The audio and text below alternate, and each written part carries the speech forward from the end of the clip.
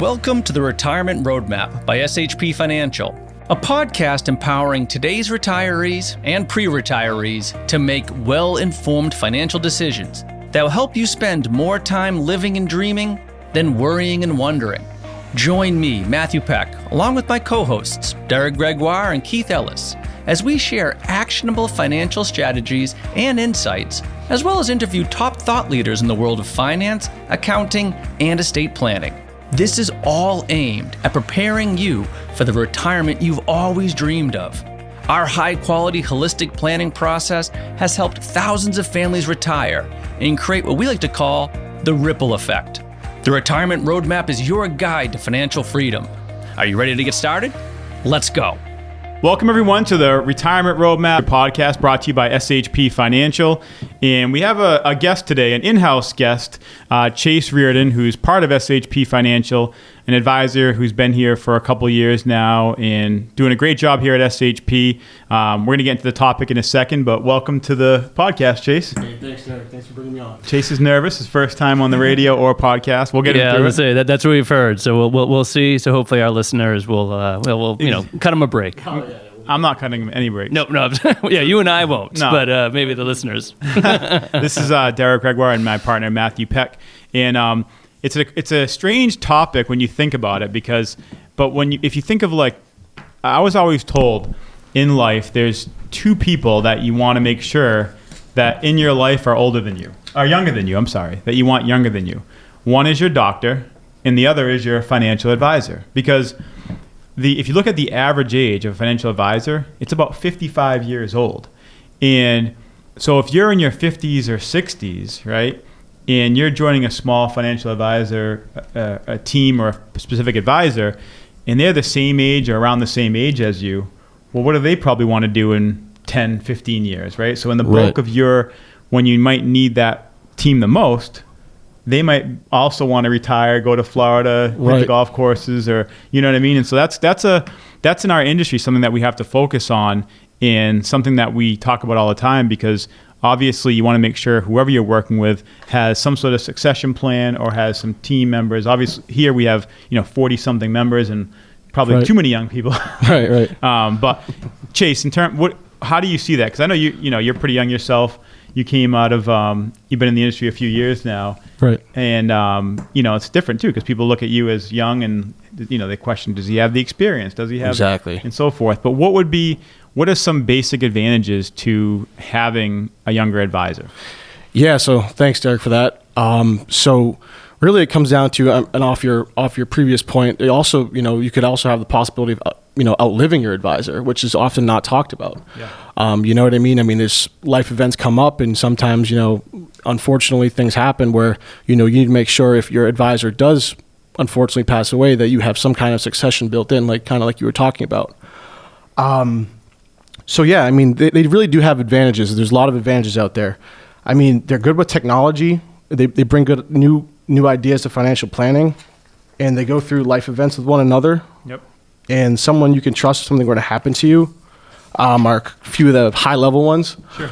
Well, think about it. Quick pause. If you think about it, Matt, like just in general, the conversations that you have, if you think about like with a doctor and financial advisor, because those are the two people that we joke about. You want someone younger than you in both those fields. But if you think about what we as a firm, and we've been doing this for 20 years or so, think about the intimate details that we know from our clients, right? Think of the clients are bearing their soul.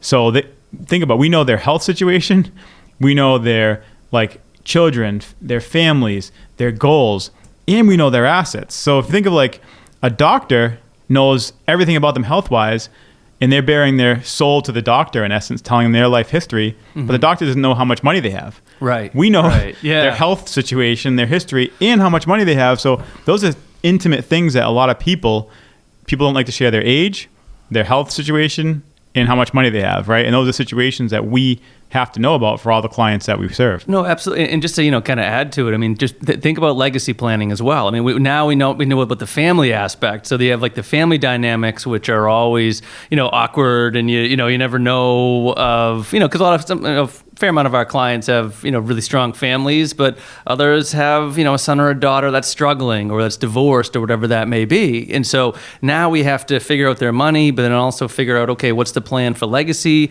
as well, which then builds another point as to what the idea of having a young advisor is that, okay, if our clients pass away, they now know that, someone that's younger than them is going to be there for their kids, to make sure that, their own succession plan, like Chase, you were talking about the succession plan for the financial advisor firm, but you also want your own succession plan, your own group or your own advisor to be able to be there if something were to happen to you so that you have that continuity onto the next generation. And one more thing I'll add to it, just because Derek talked about our past. I mean, I do remember starting out, 20 years ago, we got a lot of the like, oh, you look like my grandson. I get that all the time. Okay, you're getting it because you and I aren't getting it as much anymore. We used to. I know. I remember probably, what year was it? Probably like 2010. We were bringing on a client, and we could help them so much. Like I knew we could help them.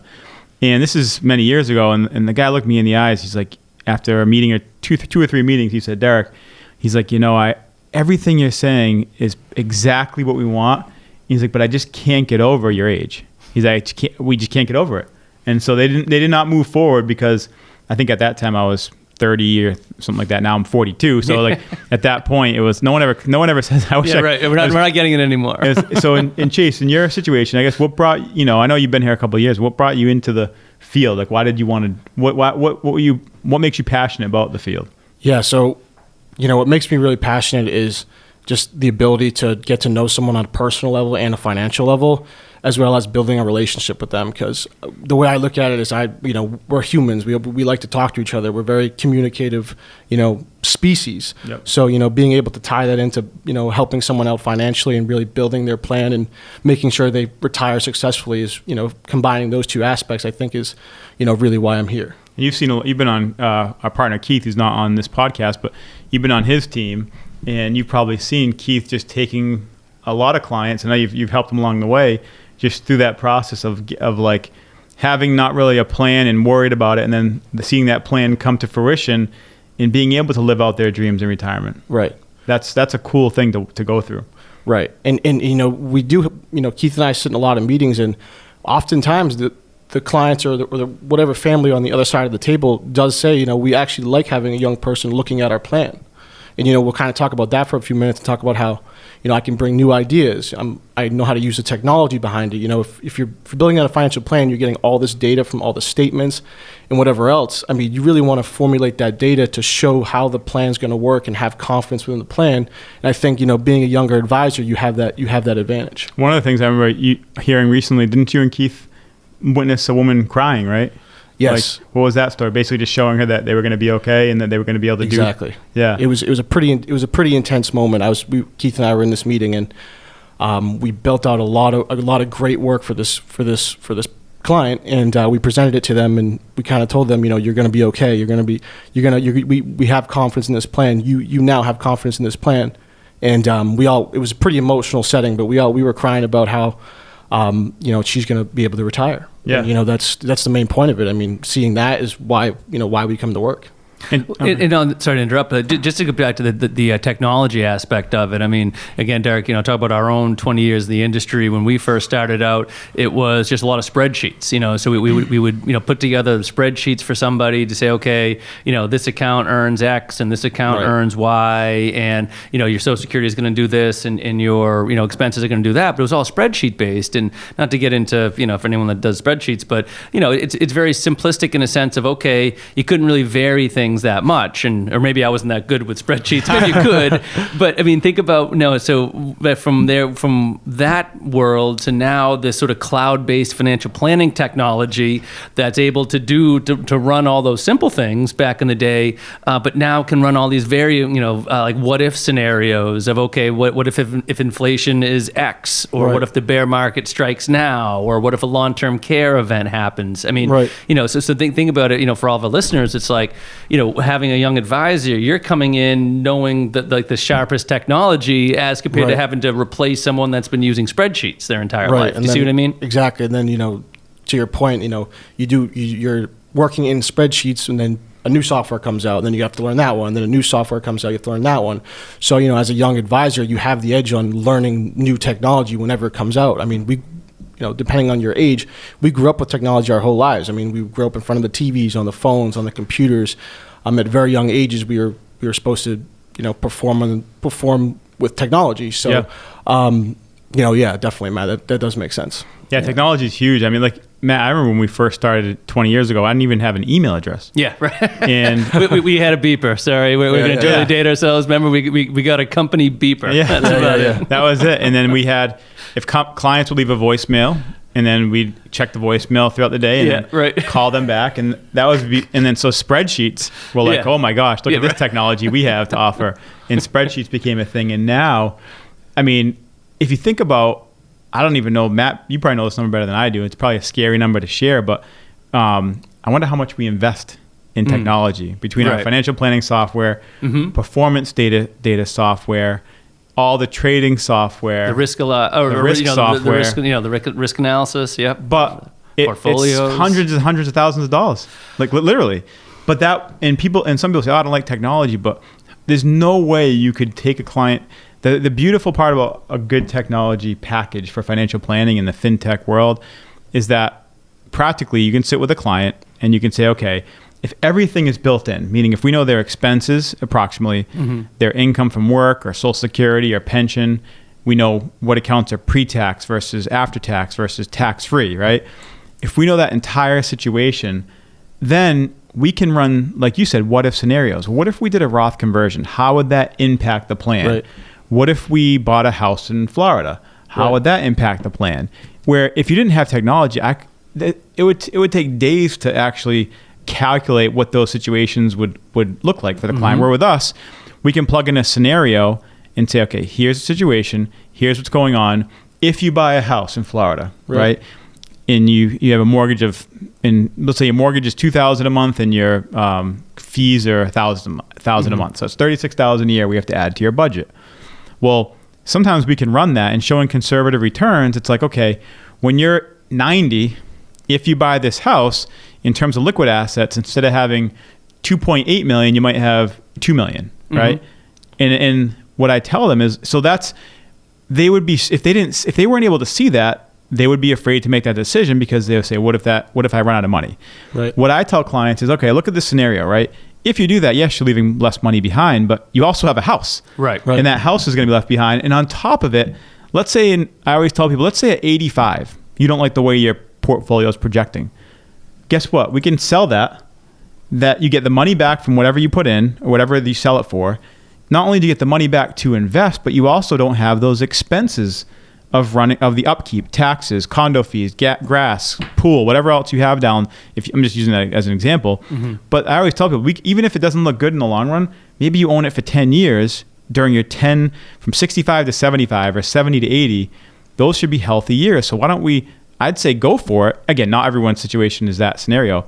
But what I find out, what technology allows us to do, Chase, and I know you'll agree with this, is it allows us to show our clients and families that we work with what's possible. Right. So it's not just, hey, you're going to be okay. You can stay home. You can go out to dinner one night a week, and you should have plenty of money. And then imagine that client does that, and then they leave $4 million behind. Right. And it's like, geez, I wish when I was healthy, I did more, traveled more.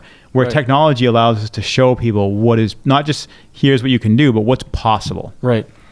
And no, exactly. And I mean, and another big factor too is like, some people come in with X amount of dollars and they ask, I think I'm going to live on a tight budget. I'm going to live on X amount of dollars, a very small amount. And then we look at their plan. We have this technology we can use, and we find out, hey, you can actually spend, double that and be absolutely fine. And that's reassuring. That tells them that, we're looking at their portfolio, we're looking at their investments and making sure that, they're living off it and doing what they want. Yeah, one of the other things, Matt, and I know Chase works with us too, cool part about what we've done in the last 5 years is introduce like a Gen X type planning. And two reasons.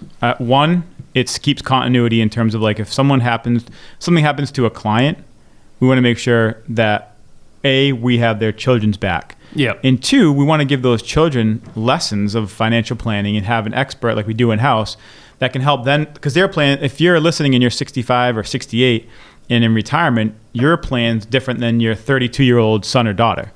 And so that's what's neat. What I love, that's a new objective we built about probably 3 to 5 years ago. But now we take our clients' children, and if they need it, we help them plan financially. And then if something were to happen to the parents, not only does that child have a place they can go, right, but they also have knowledge because they've been getting advised. They've learned about college funding, Roth conversions, budgeting, Roth planning, everything, right? They've right. learned along the way. So then the goal is to make that next generation a good steward of wealth. And so not that having an old, I don't want to say if your advisor's 70, it's not the end of the world. I'm just right. saying, but you have to think about if that person, something happens to them, who's dealing with them? Who's dealing with their children? What's going to happen? Who's helping execute the estate plan, basically? And if you, let's say a husband and wife passes away, and let's say the wife is the one who deals with all the finances and deals with the money, and let's say she passed away. That puts the husband in a very vulnerable spot because let's say their advisor is about to retire. Yep. They're almost left to the wolves because they're going to try to go to anyone to get help.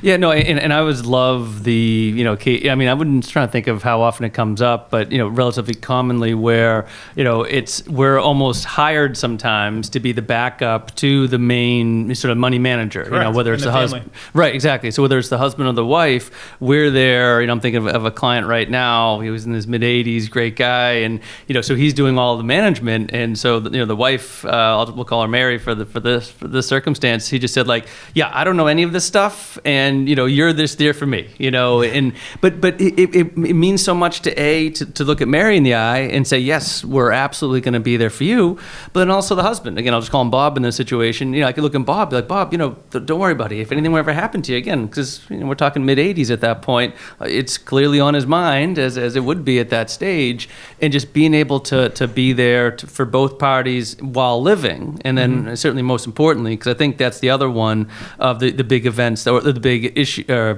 positives of having a younger advisor is just that you'll go through those life events with one another. Right. You know what I mean? And that's one of the bullet points you have too. Yeah, because I mean, how obviously we're talking about the death aspect of it, but how happy is it when when some of our older clients, have their first grandchild, or right. their kids get married, or all of those other things, you can be there to celebrate with them, yep. as compared to, again, if you're sort of phasing out or just on the back nine of your career, right. You might not be there for all those very important, bonding events. One of my clients is a doctor, and he just got promoted to chief of the whole division at the whole hospital. Yeah. And so now, to be able to celebrate that with him, send him a little, hey, here's congratulations gift type thing, and just to celebrate he was so excited, the whole family was, and just it's just a great honor, and just to be able to do that with your clients along the way is amazing. And I think one of the things I joke around with, if I'm in meetings and people say, well, what if something happens to you? Or because I'm, again, myself, Keith, and Matt are all in our low to mid 40s, and I point to the screen of our team picture, yeah, which is 40 plus people, and I say, see all those faces? And by the way, most of them are younger than Matt and I. Yeah. Right. I'll say, if you outlive every single person up there, then you lived a pretty darn good life, right? Because if you're 55 or 60 now, and a lot of our advisors are 23, 25, 27, 30, 40, 45, there's a lot of continuity, and that's the thing. We build teams around our advisors here at SHP, so that not only do they know Matt, Chase, Keith, myself, everyone. It's not just working with one person, although they have a main point person. There's a team that they get to know. So right. God forbid something happens, it's not like anything's going to change because everyone knows and understands their plan. Right. And so, Chase, you had said one of the things in terms of you have new ideas to financial planning. So right. maybe give us some thoughts there. I know even years ago, people would just do 60-40 stocks to bonds, right? And that was the whole plan. Now that might have worked in the 1980s when interest rates were 18%, but that might not be the same plan anymore, right? There's different ways to build plans these days. Right. Yeah. So, I mean, it really comes down to, a lot of these younger advisors they may come from different industries, or they're they just graduated college or whatever the case may be. And they've really been exposed to, now the effects of COVID and, rising interest rates. It's really going to mold their picture of how they build financial plans moving forward for, their clients. So, it's a very I wouldn't want to say uncomfortable world right now, but it's a world where, you know, you're under some pressure as an advisor, and that's where you really learn. Mm-hmm. Well, I was going to say, and sorry to interrupt, Derek, I mean, the idea of like technology constantly evolving, I think the idea of, you know, financial planning is constantly evolving. Like you were saying, Derek, where it's like, I mean, think about all the old rules that are, you know, being called into question. You know, like the 60-40 portfolio. Right. That was a portfolio that for years had been the sort of benchmark to get people through retirement, you know, and well, okay, with interest rates being where they are and with inflation, as you were saying, Chase, is, you know, clearly here and not going anywhere. It just filled up my gas tank and it was like, good God. Yeah. But so I mean, you know, questions like, again, the 60-40 portfolio, is that sort of, you know, dead or you know, passe for the time being? They used to have like the 4% rule, which was okay as long as you would draw less than 4%, but that came out in the early 90s, but in a completely different time. Right. Same as the rule of 100, you know, where, you know, you used to take your age and minus it from 100, and that should be in your investment mix. And these are all things that are just like, okay, well, longevity is changing, where, you know, I actually have heard Rick Edelman say like, oh, it should be a rule of 110 because, you know, people are living that much longer with medical technology. Right. And the same idea, the 4% rule was back when bonds were paying 6-7%, you know, which they're nowhere near paying right now. So, you know, and gosh, it just, there's so much of it. Like Derek, even remember some of the products that we used to, you know, sell years ago. I mean, they, you know, they're just not even in existence anymore, or it's some things that guarantees of 4 to 5%, you know, so you constantly, I mean, the financial industry is always evolving. And if you're not there at the forefront of it, then the clients are missing out. Right. Yeah, Chase, when you were younger, I remember like 10 years ago or 12 years ago, my dad had like I got him a fixed rate annuity at like 6.25% fixed for like 10 years. Yes. Right. And like you couldn't even touch that now. Right. So just in the example, things change and things evolve. And that's why like someone can't just retire and say, all right, I saved up $2 million and the market's always averaged 8%. So I'm going to pull $160,000 per year, which is 8% of $2 million, out of my portfolio, and I should be fine. Mm-hmm. Well, if the market's going up, you're fine. But I think that's one of the old thoughts some people don't realize. If you're pulling, let's say you have money invested aggressively and you pull out 8% because you think it's going to average that. Imagine you pull out 2 million? Yeah. 2 million, let's say you pull out 160. So now you have about 1.8 and change. Let's say the market pulls back 40%. So now you're down to $1 million. Now you pull out 160 again because you're still pulling out 160. And then it's gone. Now you're down to 8 something. Right. So even if the account averages 8% from that forward, 8% of 800, 64,000, whereas 8% of 2 million was 160,000. And so that's why I'm saying, like, we're not trying to scare people, but just there's so much involved to financial planning, and with the average age continuing like to go up, because every year we get older. Matt and I get older. You get older. Right. So I think that's what our goal is here at SHP, is to continue to bring new, young, bright advisors. So I'm not sure how'd you get on? Sorry, Chase. Young but not bright. I couldn't go through the whole podcast without a little something. I know. Yeah. I did my best. 22 minutes of solid. You did good, Derek. You did good. But in reality, though, that's going to be an important fixture going forward. And people, Matt, you've heard it before. So many people that have changed over to us. I almost feel bad because I know their advisor's a good person or whatever, but sometimes it's like, hey, my advisor's a 58-year-old woman, and she's by herself. She has a couple employees, but if something happens to her when she retires, we love her. She's done good by us, but if something happens, we don't want to be like at 78 then trying to figure out a whole financial plan again.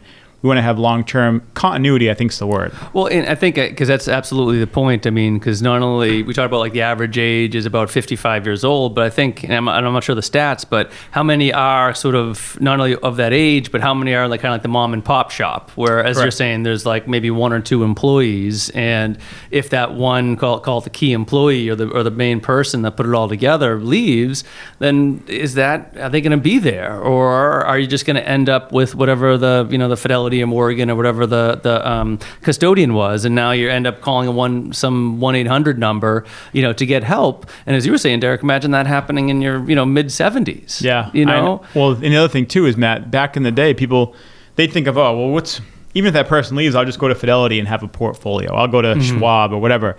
But the portfolio is one aspect of retirement planning. If you don't have a plan, right, that, like with our clients, we know their tax bracket.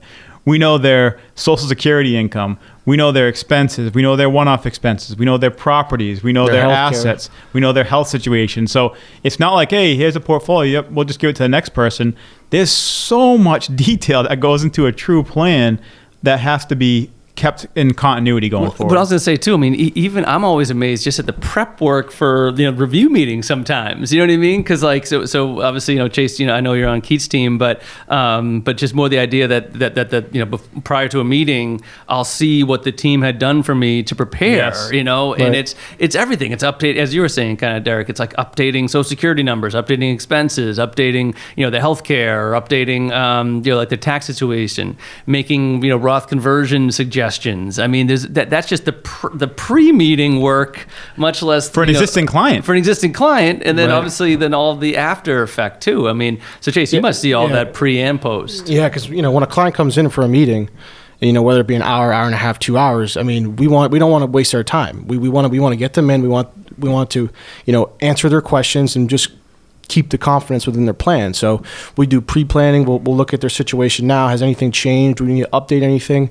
And really just make sure we cover everything we want, because we want that client leaving the door still having the same confidence at day one they did. So I think that's one of the things that, and Matt brought it up, is just imagine like Matt said, imagine the prep work to build when we take a client on, there's a lot of heavy lifting, because most folks that come to us say, you know what, guys, I have a 401k, or I have an advisor I've been working with, but I'd say 90 to 95%, maybe I'm wrong, but that's my guess, of clients that come over to us have a portfolio but don't have a plan. Mm-hmm. Meaning they have investments, annuities, money, but no one's ever sat down and broken down, okay, here's some tax planning strategies. Here's an expense cash flow analysis. Here's some estate planning analysis. And so that's the difference, is once we get that plan built up, we always tell the clients, the one thing I'll guarantee is this plan's going to change. Because every year, like you said, every time we do a review, whether it's 6 months or a year, our teams, I'm the same way, Matt, with my team, whether it's Hudson and Natalia, Laura, the prep work, there's here's your meeting, here's your annual review meeting with Bob and Joe Jones. Some things you want to look at. There's potential for a Roth conversion. Mm-hmm. Their estate tax situation, blah, blah, blah. I checked all their beneficiaries. Here's a quick review. Please double check their Social Security numbers to make sure it hasn't changed. So it's like, there's like 20 items, and this client's already been... Beneficiary, I just chime in. I mean, they're double checking on beneficiaries. I'm not sure if you said that already, I apologize, but just more the idea of like all that prep work to go into it. And I was going to say too, on the insurance end of it, I mean, I know, because we're talking about the technology, we're stress testing all the portfolios in a sense too, in a sense of, okay, what happens if a long-term care event were to happen, inflation were to run wild. So I mean, all of that stuff is pre to then, as you were saying, Chase, not waste the customer's time, the client's time, when we're actually sitting down with them. Right. Yeah, I think, and if you're listening, you say, you know what, I wonder, just a good checklist to follow. If you're not sure if you have like a full plan, right? If you want to know if you have a portfolio or a plan, I should have wrote this down, but on our website, it's shpfinancial.com. Find the webinar. There's a webinar that we recorded a few weeks ago that talks about the 5 top planning mistakes that people want to avoid, right? And it really goes through the 5-step process. And there's definitely a link that I'm not prepared for. It's like BostonRetirementPlanningMistakes.com. Oh yeah. Ooh. There is a direct URL. Yeah. But so I apologize for my unpreparedness, because I wasn't planning on getting down this rabbit hole. But I think just to bring some value to your situation, if you're listening, go to shpfinancial.com. There's a tab that says either media or webinars, and you'll find top 5 retirement planning mistakes. That'll take you through the 5 critical areas of retirement, including a portfolio, but much more into planning in that type of thing. So Chase, I know we're wrapping up here. When you look at the evolving market, and you look at where you are as pretty young, you've been in the business a few years now. Any last thoughts, any last remarks you want to share for the listeners about just this topic, about the average age of an advisor, some of the things people might want to consider if they're working with someone right now? What would any kind of final remarks? Yeah, I mean, the way I look at it is, you're sitting across the table and you're a prospect. You're sitting across the table with an advisor. Can you connect with them? Do you think they have the knowledge to to make you have confidence within your plan. Because, you know, if you can connect with them, then and really be on a personal level, why wouldn't you work with them? Why does the age matter? If you can connect to them and really, you know, you can see yourself working with them and them making you have the confidence. The age doesn't matter. Well, and just to add to that too, I mean, just the idea of just I think the work ethic too. I mean, it's tough because, you know, Chase, we're in a very, especially when they first meet us, you know, it's a very kind of trust me type of relationship because right. You know, they don't know us yet, right? They might have listened to us on a radio or a podcast or seen in a workshop, but they've yet to really know us. But then I think what I love about, you know, the relationship growing with clients is that very soon in the process they know that we're, you know, sort of men and women of our word, and that we're going to do everything we said we're going to do. And I think that, I mean, I'm not sure, but I feel sometimes that's not as common as you'd expect it to be. And so age doesn't matter when it comes to hard work. Right. Do you know what I mean? Right. And as you said about the connection as well. So if you know that you have someone that's going to be working on your behalf tirelessly, then, you know, that's the person you want to be with. Right. And, you know, I get a lot of inspiration from you two, because I hear the stories you guys grinded when you were young and, you know, just trying to get after it. And, you know, that's kind of what I'm the stage I'm in now. I mean, obviously you guys are still, you know, hardworking, but, you know, when you're younger, you know, it's a different kind of ball game, as I know you guys know. So I'm kind of in that stage and I'm trying to take advantage of it. Awesome. Well, thanks, buddy. Thanks for joining us. And I think Evan, our producer, bailed me out a little bit. It's shpfinancial.com. Then it's under SHP Library. So that's that. I'll try to put it in the show notes as well to find you that link. But again, thank you, Chase, for joining us. Thanks. Appreciate you having you. There's a lot of. We're excited for your future. I know it's going to be bright, and a lot of clients that know you, I know, think the world of you. So thank you for all you do for SHP as well. Thanks, Derek. Thanks for listening to the Retirement Roadmap podcast by SHP Financial. If you've enjoyed today's episode, be sure to hit the subscribe button so future episodes are automatically downloaded directly to your device. And if you've liked what you heard, please share the show. Create your own little ripples so we can help even more people with their retirement goals. If you want access to all past interviews, including notes, resources, and exclusive content from SHP Financial, visit shpfinancial.com/podcast. Thanks again for joining us on the Retirement Roadmap podcast. And for all the attorneys out there and disclaimers and disclosures, I'm just going to put on my super serious voice and add our own. No statements made during the Retirement Roadmap podcast shall constitute tax, legal, or accounting advice. You should consult your own legal or tax professional on any such matters. Information presented is for educational purposes only and does not intend to make an offer or solicitation for the sale or purchase of any specific securities, investments, or investment strategies. Investments involve risk, and unless otherwise stated, are not guaranteed. Our investment advisory services are offered through SHP Wealth Management, LLC, an SEC-registered investment advisor. Insurance sales are offered through SHP Financial, LLC. Our advisors and insurance reps may offer clients advice and/or products from each entity. No client is under any obligation to purchase any insurance product.